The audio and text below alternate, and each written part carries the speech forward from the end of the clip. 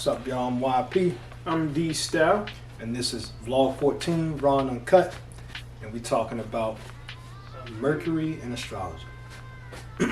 Basically, Mercury in astrology represents communication and how you think. So, and everybody, you know, when you do your birth chart, everybody has a Mercury placement. And, you know, it tells about how you think, how you communicate, you know, and how you think about things, your process of thinking, and that type of thing.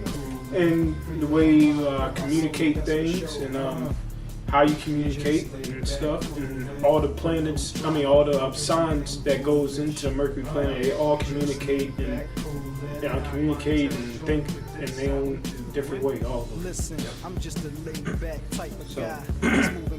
and I'm just gonna give you an example of my Mercury sign. I have Mercury. My Mercury placement, my Mercury natal chart placement is in Gemini. I have a Mercury and Gemini in the 7th house.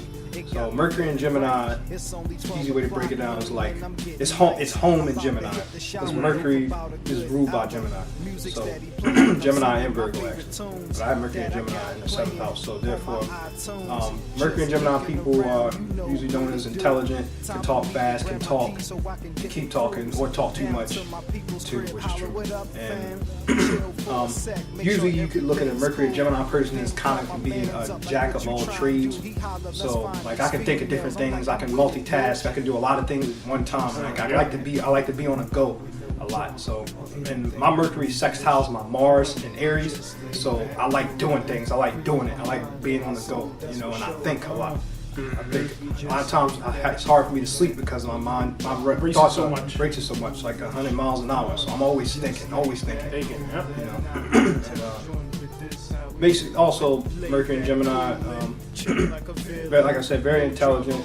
And with it being in the 7th house, which is 7th house is ruled by Libra, which is the other air sign, the cardinal air sign. So with Mercury and Gemini in the 7th house, I tend to communicate well in relationships, business partnerships, marriages, things like that. So those things usually end up working out. That's the area of life. In that area of life, the 7th house. So that's how it plays out, which is in a good placement because Gemini and Libra is a trine. It's they both air signs. So I'm kind of lucky to have it. Gift and a curse, but I say the curse is thinking too much, looking into too much, thinking so much. But the good thing is also a Mercury and Gemini can be, it says also, this is true, can be a great writer, a great storyteller, very creative, and I like to think. I can think fast on the go. I can think on the go. It's just like for me driving. I drive 100 miles an hour on the highway. Like I'm in, let's go. Yep. Like I like to go. Rapidly go. You know. It's just fast movement, basically. It's kind of fast, you know, and it pushes out. It's an air sign. So, and it's mutable. So I can usually think and see things in a mutable way. Like I can listen to somebody, look into the depths of it with my Scorpio energy too, and Cancer energy, intuitionally, but I can also think and communicate the feelings and emotions of things. Because also my sun cusps Gemini. I'm at 2 degrees of the sun, you know, when it's transitioning into Cancer. So out of Gemini into Cancer, so I carry a little bit of that energy, so I understand. That's why I can communicate, I can talk. I can be quiet though at the same time, but I can definitely talk, and that's part of good conversation. Yeah, good conversation, you know, I can keep it going, you know. That's pretty much Mercury and Gemini. That's how I think and communicate in a Gemini type way. Yep. So, okay. And me, I got Mercury in Leo, which is fire sign, and with Mercury in Leo, you know, is more of an expressive sign. So with that, Mercury is like probably the most expressive out of the whole zodiac, especially being in Mercury. So with me, it's more like when I talk, especially when I talk, I already have a heavy voice, so that's part of it too. And then like it sounds like I could sound demanding, I could sound very aggressive, or I could sound very what's the word I'm looking for? Like I sound very assertive. It's another word. Like very I can't think of it right now, but it's like very, very demanding of being Mercury and Leo, and with it being so expressive, it's more of sometimes people might not understand what I'm saying, but what it is with Mercury and Leo, I want people to understand maybe more in my movements, body language, how I'm explaining things.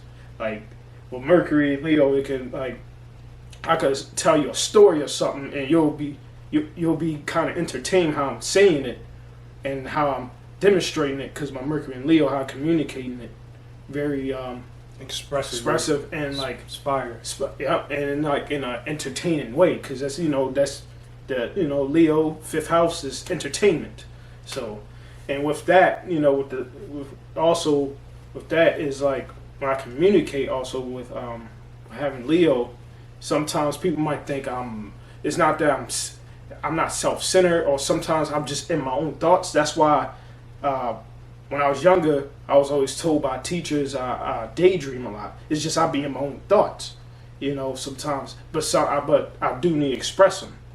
So it's just I be in my own thoughts, but I do relate it to people, And then also when I talk to people, say somebody explain a situation to me or something, I always relate back to something I know, like either with myself or somebody I know, and not in a selfish way. It's just a way of how I build things as being a Mercury Leo. Like Mercury Leo actually builds a way of creating like the picture, the light of something, because it's expressive. So I always relate it back to myself or whatever, or either something I know. Like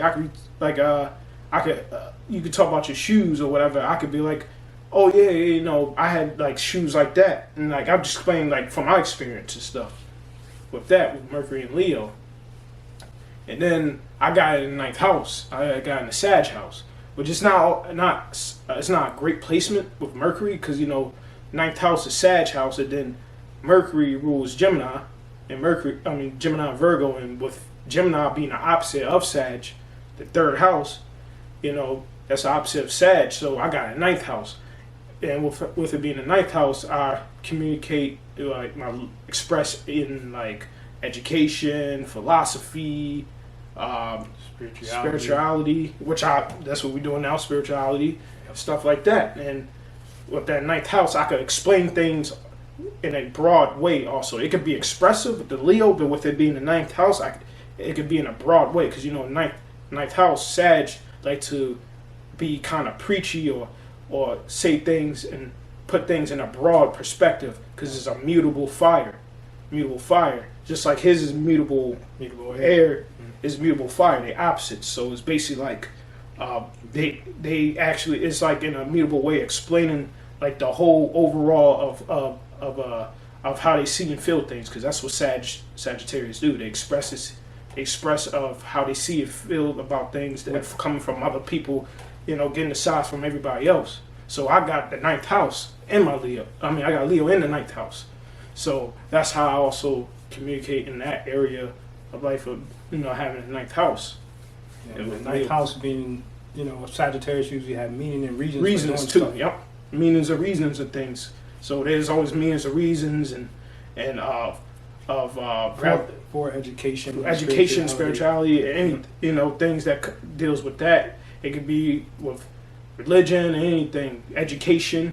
Also ninth house, traveling through your mind. Not just traveling physically, traveling through your mind, or traveling physically. It don't matter, because that's what ninth house is about, traveling, trying to expand. Expand. That's what Jupiter rules Sagittarius in the ninth house.